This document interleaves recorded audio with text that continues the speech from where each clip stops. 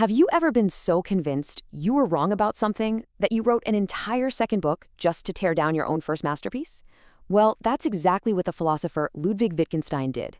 Let's dive into what is honestly one of the most incredible turnarounds in the history of ideas. I mean, just look at this quote. After writing what was hailed as a genius work on language, he spent the next decade realizing, you know what? I got it wrong. So today, we're going to explore the radical new ideas he developed to fix those grave mistakes. So what was this big idea that he felt he had to dismantle? Well, it all starts with a picture of language that seems like just plain common sense.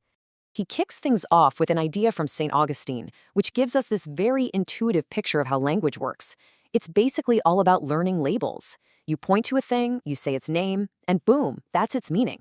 Table, chair, bread, right? Each word just stands for an object. Simple. It seems so straightforward, doesn't it?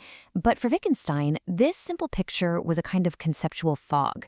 It completely obscures how our language actually works, and he thought it was the root of all sorts of philosophical dead ends. All right, so how do we start to clear away this fog? Well, Wittgenstein tells us to do something simple. Stop just thinking about language in the abstract and actually look at how we use words in our day-to-day lives. Okay, take a simple shopping list. 5 red apples. When the shopkeeper reads that, the word apples might make them go to a particular bin. But red? That word makes them perform a different action, comparing colors. And 5, that makes them perform another action entirely, counting.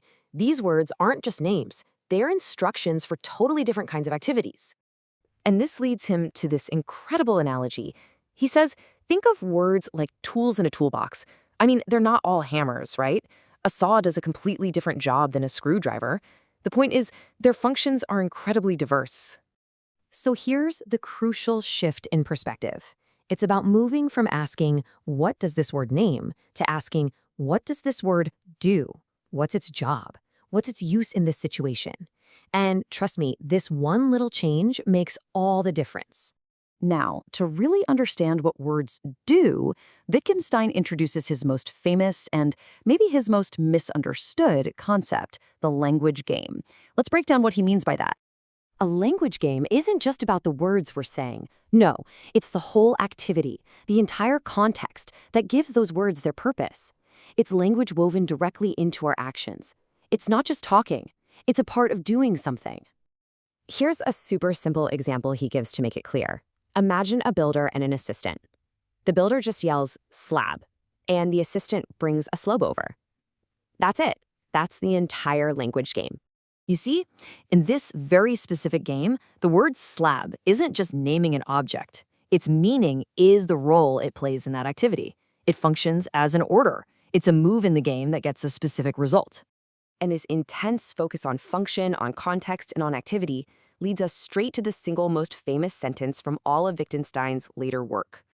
And there it is. The meaning of a word isn't some fixed, abstract thing it points to. Nope. The meaning of a word is how we use it. Just like the meaning of a screwdriver is what you do with it. The meaning of slab in that builder's game is what it accomplishes in that game. Okay, but wait a second. This raises a really interesting new question, right? If there isn't one essential thing a word has to name, then how on earth do we know what belongs under a general concept, like game, or something even more complicated like justice or beauty? So to answer this, Wittgenstein does something really clever. He turns his own method back on one of his key terms. He asks, what do all the things we call games really have in common? I mean, really think about it. We've got board games like chess, ball games like tennis, card games like solitaire, and even kids' stuff like Ring-a-Ring-a-Roses. So what is it? What's the single essential feature that every single one of these activities has to share to be called a game? Is it about winning or losing? Well, a kid bouncing a ball against a wall isn't doing either. Is it about competition? Not if you're playing solitaire. And here is the big aha moment. Wittgenstein tells us, stop assuming there must be one common thread and just look. And when we really look, we don't find a single clean definition. What we find is a whole messy network of overlapping similarities and relationships. He calls this idea family resemblances, and it's a brilliant metaphor. Think about your own family. You might have your dad's nose, but your cousin has his eyes, and your aunt has the same sense of humor. There's no one single feature you all share, but you're all clearly related by this crisscrossing web of traits. And that, Wittgenstein says, is exactly how our concepts work. Okay, so words are tools and concepts are like families. What's the big deal? Why does any of this matter outside of a philosophy class? Well, this is where it all comes together as a really practical tool for thinking more clearly. See, the whole point isn't to build a new, better theory. The point is to gain clarity. It's to free ourselves from the traps we set for ourselves with our own words.